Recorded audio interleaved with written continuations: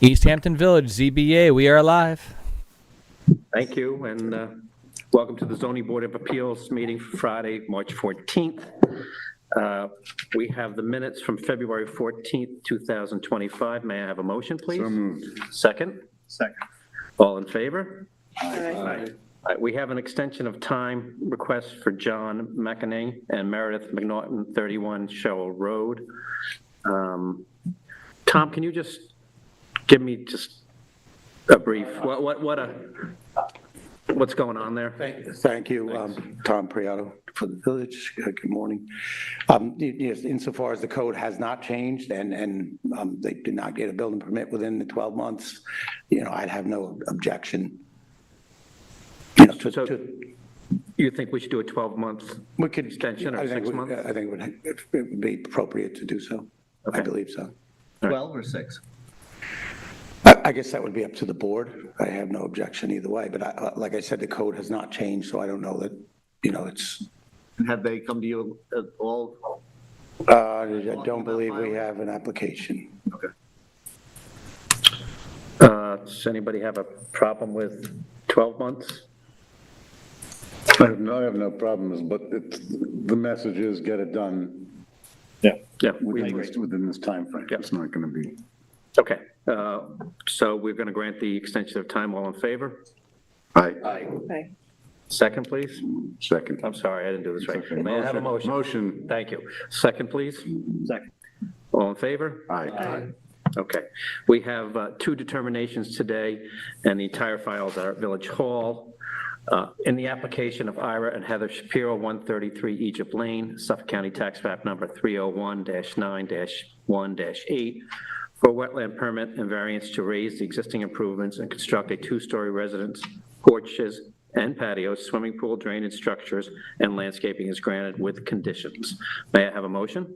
So moved. Second? Second. Gabby, poll the board, please. Mr. McGurk? Yes. Mr. McMullen? Yes. Mr. Rose? Yes. Mr. Barris? Yes.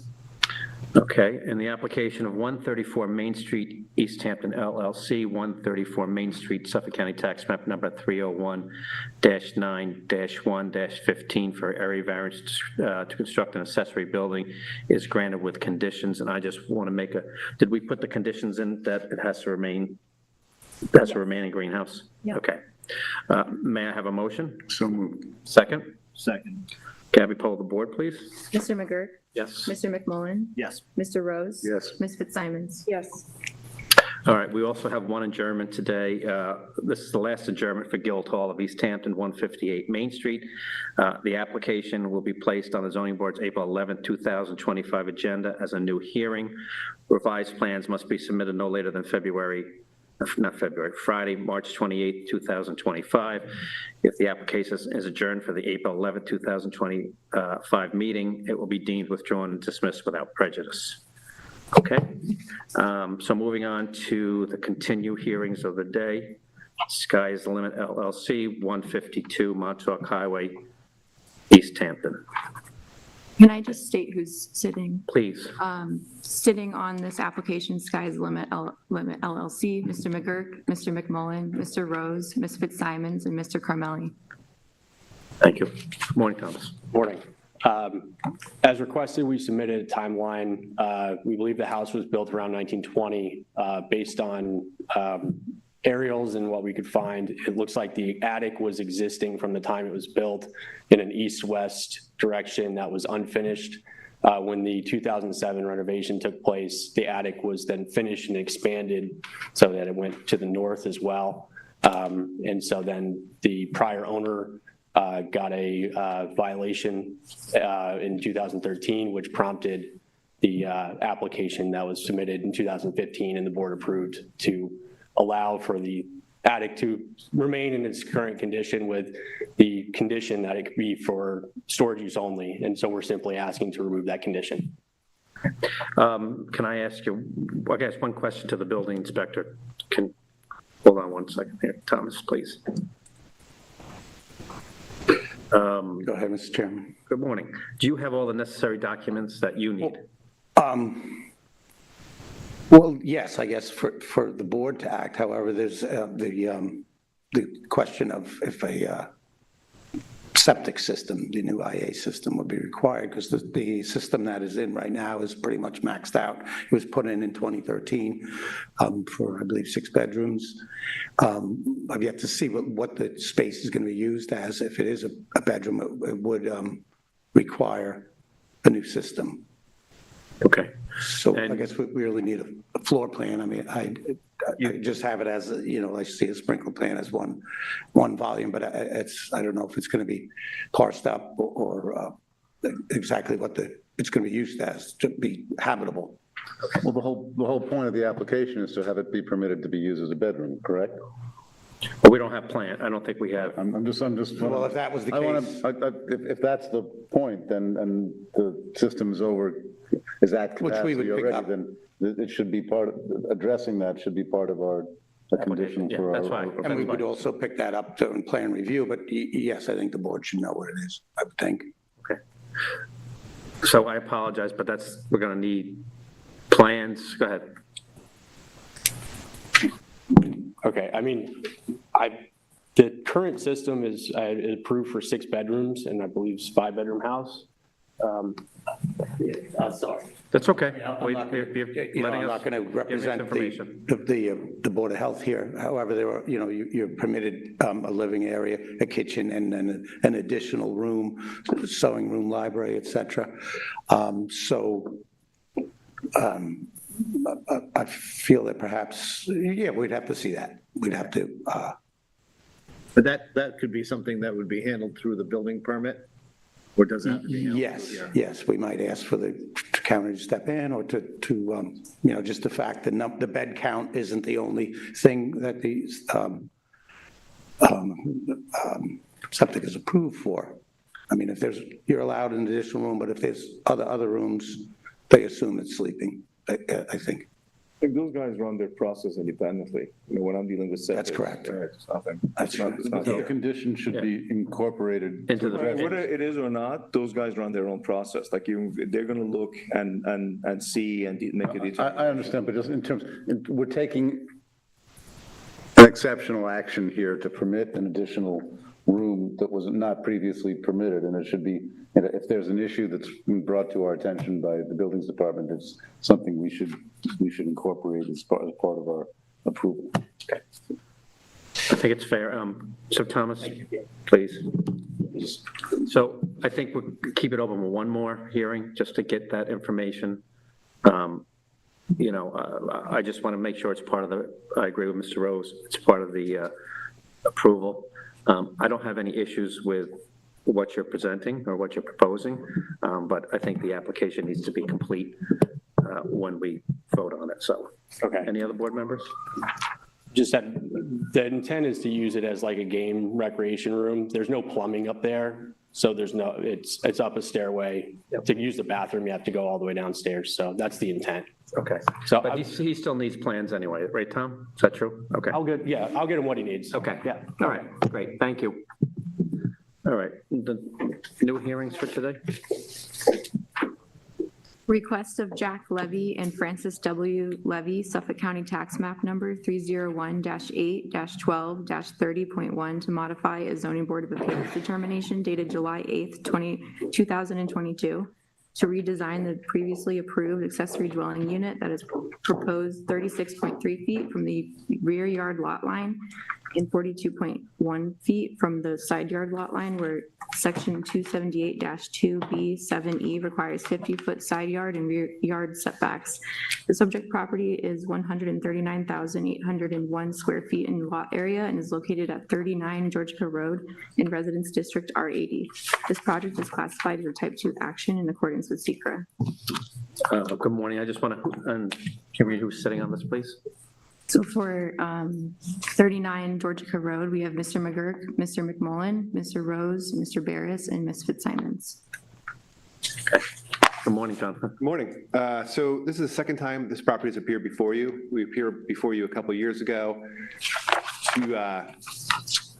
So the property itself is contributing to the historic district. It's a contributing property. The house on the property was built in the 1800s, and it was 2 lots. And the desire was to build a second house on the property. Then the ADU law came around, and the owner saw an opportunity to not destroy his front yard.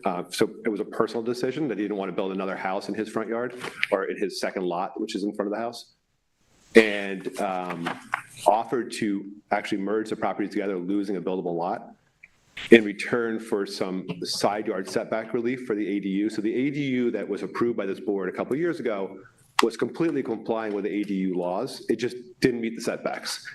So we asked for a side yard setback variance in return for actually merging the lots and not being able to build a house, a second home on the property. After that approval, we changed architects. So we're back before you today to modify that approval for a slightly different, not slightly, it's a different house. The criteria I gave the new architect was either don't make any variances worse or make them better. And the set of plans that are before you today actually make things slightly better. So we were able to make a greater setback on the set of plans before you. So the modification is actually for an improved version of what you approved a couple of years ago. Okay, thank you. Board members? Yeah, I have a couple questions. Sure. So this new structure, is it larger, smaller? When you filed, we didn't get comparison plans for what was originally approved and now what is being asked for. And then my second part is, if you're building this because you're enhancing the property, the main house will be required to get a new septic system. Is that correct? I think both of them, yeah. Tom, you want to come to the podium for a minute? Yeah. Sorry, Jonathan. Yeah. That'll give me a chance to answer your first question. Thank you. Yeah, so pursuant to our code, once an ADU is granted, once or permitted for the variance, all living structures, anything capable of having living in it must be put on a nitrate reduced septic. Okay. Thank you.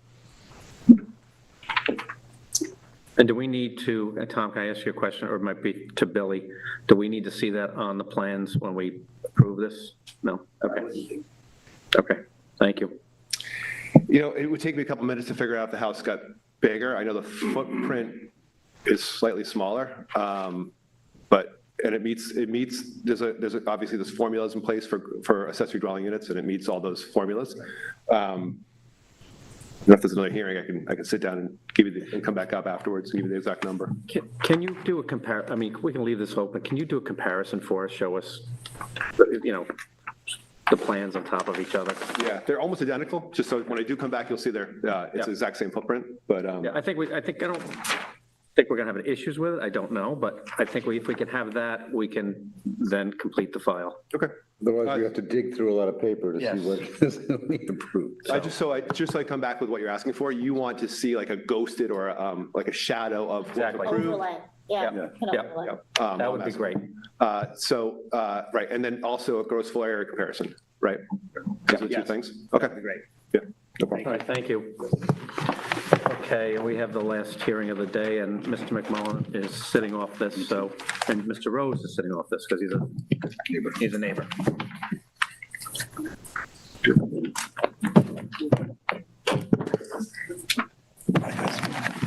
Application of Joseph L. Rice III and Francie Blasberg, Suffolk County Tax Map Number 301-13-5-4.1 for an area variance from Chapter 278 zoning to construct additions to a residence that exceeds allowable gross floor area. And 815 square foot variance is requested from Section 278-3A13A to construct 84 square feet of additions, resulting in a total gross floor area of 10,430 square feet, where the maximum permitted gross floor area is 9,615 square feet, and the legally pre-existing gross floor area is 10,346 square feet. The subject property is 86,152 square feet in area and is located at 94 Lee Avenue in Residence District R80. This project is classified as a type 2 action in accordance with SECRA. Good morning, Stephen. Good morning, ladies and gentlemen. You have to swear Stephen in, please. Oh, yeah. Can I first read who's sitting and then I'll. Oh, yeah, sorry. So for 94 Lee Avenue, we have Mr. McGurk, Mr. Barris, Ms. Fitzsimons, and Mr. Carmelli. Please raise your right hand and state your name and address for the record. Steven Sanabria at 18 Sandalwood Court in Hampton Bays, New York. Thank you. Do you swear to tell the truth, the whole truth, and nothing but the truth? I do. Thank you. Good morning, ladies and gentlemen of the board. How are you? Again, my name is Steven Sanabria from Fleetwood McMullen Sanabria Architects in East Hampton. Francie Blasberg and Joe Rice have owned this home for over 30 years. Noted that it's on 94 Lee Avenue, and it's just shy of 2 acres. In the past, they have had some personal incidents that have impacted their life and living situation. They have had some medical issues, and because of that, they need a little bit more stable means to get to that second floor primary bedroom.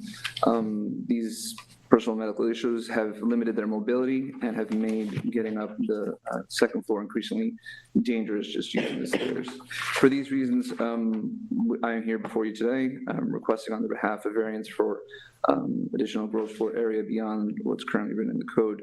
We're asking for this area to allow an elevator to be built. The elevator will be built to match the existing home. The enclosure will be sided and trimmed to match the main residence. And as a note, the addition is only visible from the north and east property lines. It would not be visible from the south and west. The south and west property lines are from Lee Avenue and Hedges Lane. We've tried to design this addition at least conspicuous and as least visible as part of the current home, and actually trying to use the current home to hide the addition as much as possible. The north and west property lines are also very well screened with large hedges and green giant arborvitaes. This is a personal but immediate need to build this elevator, and then we have done everything we can to be respectful to the neighbors and be neighborly conscious for the location and the design. Okay, thank you. Yeah, I like, you did tuck it in here on the property, and I don't really have any questions. Any board members? We good, Abigail? No, I'm good. Okay. Bob? No, I have a similar system in my own house. And it's And it tucked it in nicely, I think. So, Andy, you? No, I would just agree. It's very inconspicuous relevant to the street locations. I think you did a good job. Okay, thank you. Motion to close the hearing. I want to close this hearing. Yes. I have a motion? Motion to close here. Second? Second. All in favor? Aye. And a motion to close today's meeting. So moved. Thank you. Second. All in favor? Aye. Aye. Thank you.